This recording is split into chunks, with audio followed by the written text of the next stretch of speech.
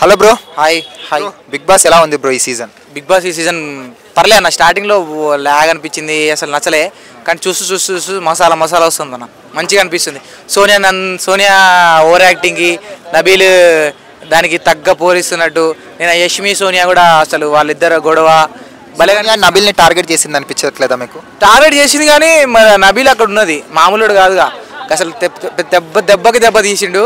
సోనియాకి అదే వేరే వాళ్ళు ఆదిత్య ఓంని ఎట్లా మాట్లాడినా గలీజ్ మాట్లాడి వెళ్ళిపోతావు, ఈ వారంలో వెళ్ళిపోతావు, 4 వారాలు ఉంటున్నావు, 4 వారాలు అయిపోయింది వెళ్ళిపో అని అంత తక్కువ మాట్లాడినా కూడా ఆదిత్య గారు ఓమనలే. కానీ నబీల్ మాత్రం అట్లా కాదు అన్న. అసలు నిజంగా ఇంకొక బౌలర్ చూసినట్టు అనిపించింది.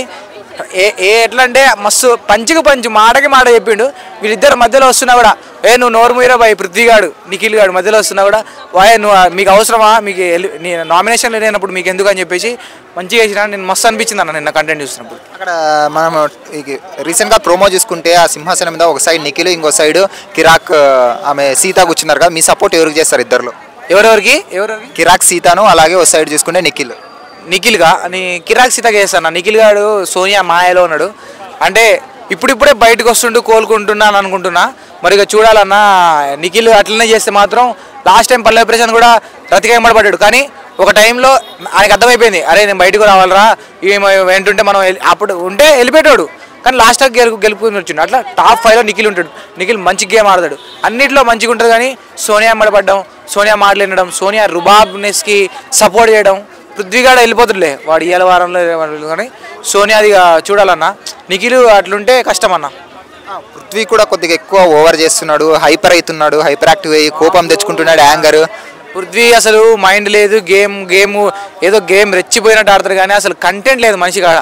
ఏ పాటికి ఎవడైనా రెచ్చగొడితే రెచ్చిపోతాడు. ఒక కామెడీ ఉండదు, ఒక ఎంటర్టైన్మెంట్ ఉండదు.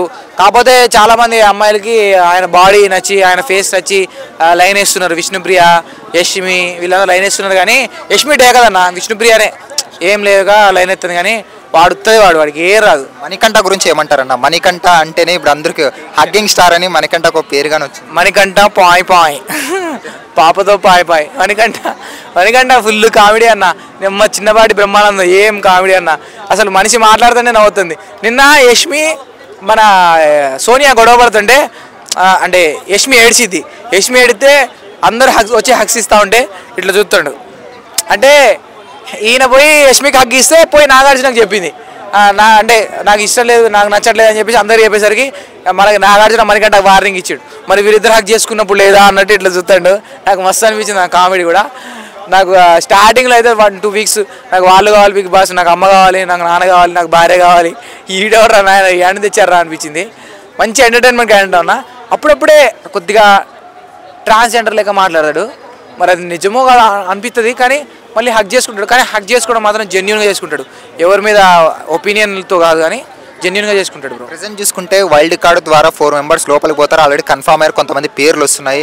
లైక్ చూసుకుంటే హరితేజ గారు, రోహిణి గారు, అలాగే చూసుకుంటే మన నైని పావిని, ముక్క అవినాష్ వీళ్ళు పోతున్నారు. వీళ్ళు పోతే ఎలా ఉండొచ్చు ఒకవేళ గేమ్? నైని పావని అవుతుంది అన్న. హరితేజ కూడా ఆమె ఎందుకని వల్ల టాప్ 5లో ఉంది కదా. కానీ బోలేదేంటి మస్తు ఉంటుంది. బోలేదు వేస్తే ఇంకా పోనీ శివాజీని తెచ్చినా బాగుంటుంది. ఇంకా ఎవరినో కామెడీ కొత్త వాళ్ళని తెస్తే బాగుంటుంది. కానీ Hariteja waste, Nayani Pavani waste, Rohini comedy,